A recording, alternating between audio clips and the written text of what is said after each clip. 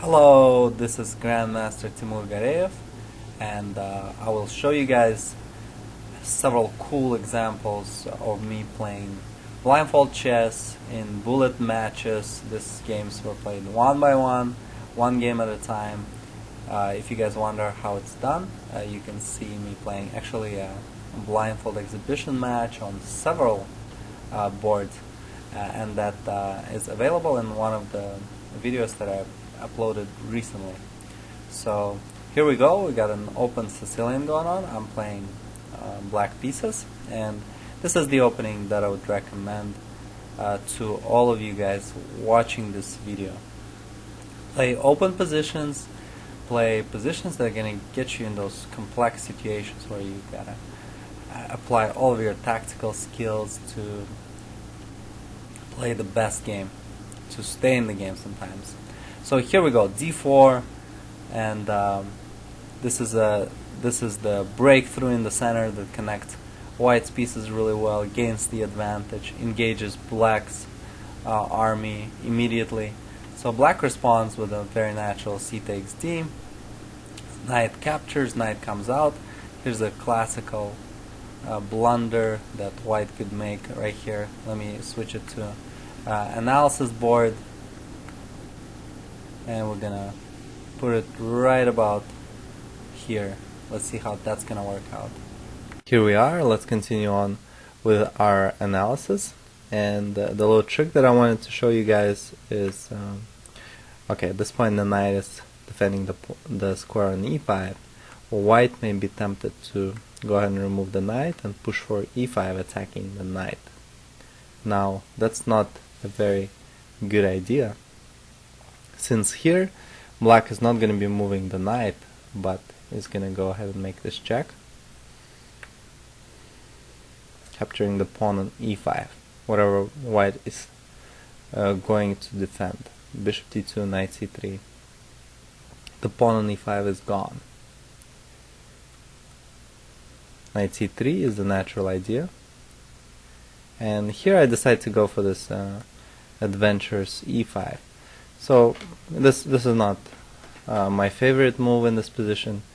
I would rather go for d6, some version of a dragon with g6, e6, but in this game I chose e5 idea. Knight b5 is a natural continuation.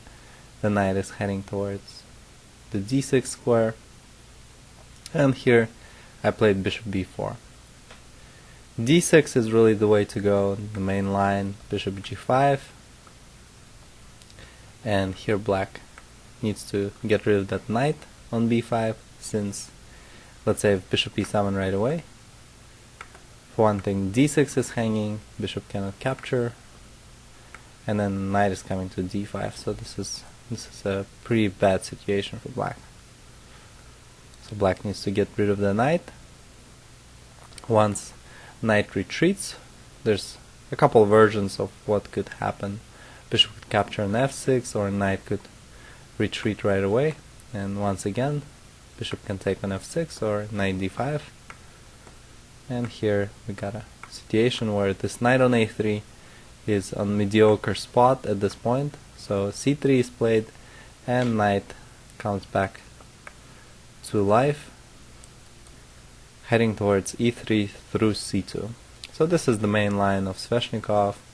I try bishop b4 in this position just for fun. This is blindfold, bullet once again, so anything goes. Here I retreat the king, and I had no intention of capturing on d6, and this position is actually not so good for black. Bishop c4 gives black a lot of trouble. My opponent plays queen d3, which is kind of dubious, and this allows me to seize the initiative in this game. So I jump the knight towards the center, and the d6 knight is hanging. My opponent retreats, and I push for d5. So this is just about all you want to accomplish in Sveshnikov. Push for d5, bishop is pinning the knight, excellent position for me, and I capture with a queen. So the knight does have that square under control. At the same time, the knight is pinned at this point, so I can capture with a queen, and this allows me to consolidate my center, really take charge of the center at this point. Bishop d2, so now the queen is really hanging. I capture the knight, my opponent takes with the bishop, and this allows me to deliver very unpleasant bishop f5. And now the c2 pawn is hanging, so this puts my opponent in a bad spot. Now knight e3 is an interesting idea right here. So here we go, knight e3. Last move that white played, making a fork on the bishop and the queen, forces me to capture the queen. My opponent takes the queen on d5, and here obviously a big temptation, and the best move to just make the fork right here towards the king. And the best thing to do is to first capture that knight, which I do. My opponent takes the bishop, I capture the rook, and set a little trap right here. So if my opponent picks up that pawn on e5, I'm going to continue knight b4 and get that bishop on d3. My opponent plays king c2, and I continue king e7, once again setting a little trap. Bishop takes, knight b4, and I actually win the game right here.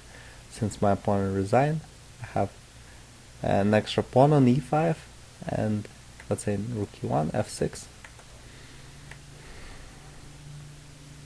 and more than enough advantage to win the game.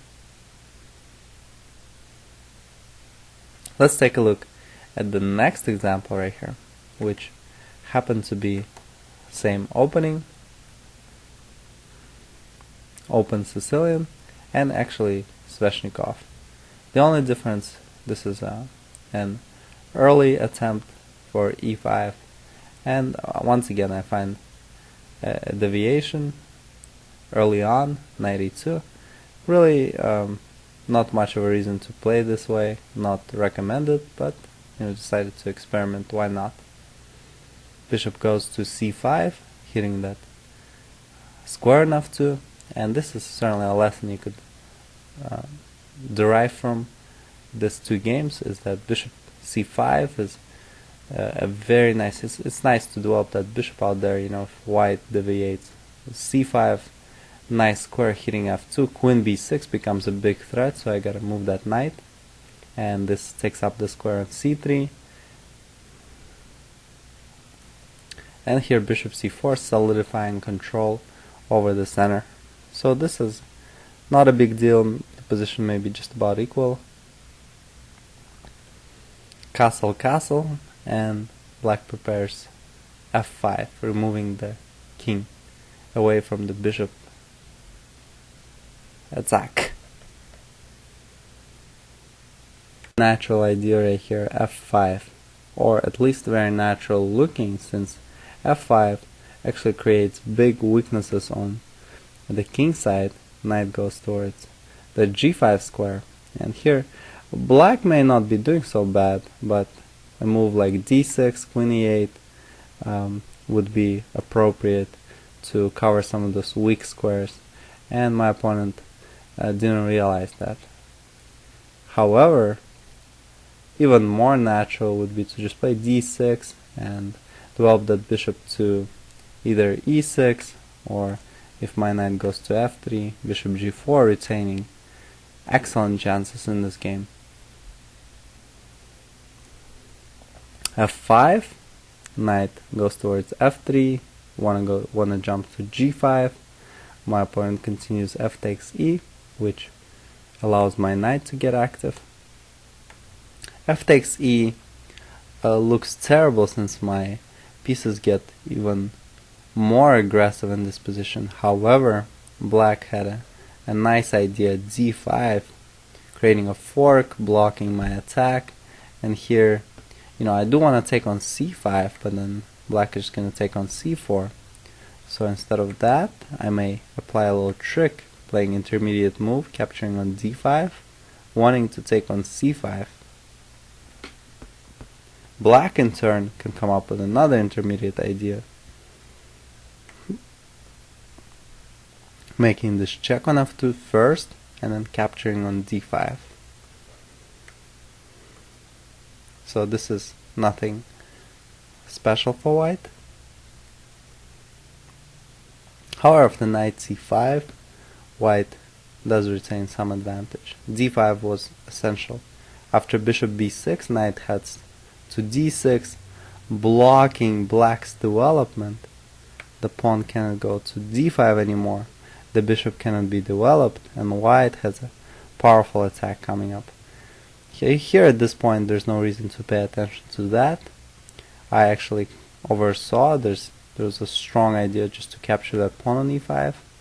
However, I played another strong move, knight g5, heading towards f7, and at this point it's close to impossible for black to save the game. My queen is heading towards h5. Here queen c7 was essential. After queen h5 the attack is very powerful. Knight f7, and black is just about done in this game. My opponent continues h6, which is not a very good move at all, and knight f7 finishes this game. So a very nice simple example. I showed you guys a few games for my bullet practice once again that I played blindfolded, and we'll continue this series with some more fun and instructive examples.